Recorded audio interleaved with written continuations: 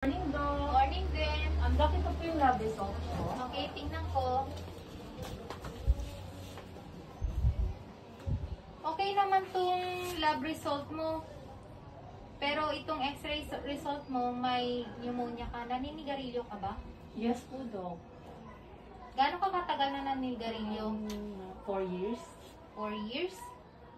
Alam mo ba ang paninigarilyo ay masama sa iyong kalusugan?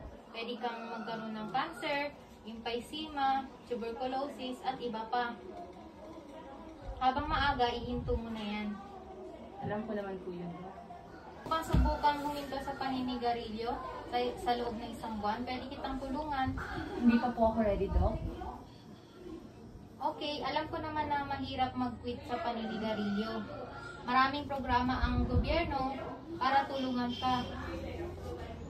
Meron tayong quit line at brochure para tulungan ka sa pag-quit. Basahin mo lang yan pag may time ka or tumawag ka lang sa quit line kung ready ka na. Okay, Doc. Maraming salamat po. Okay, thank you.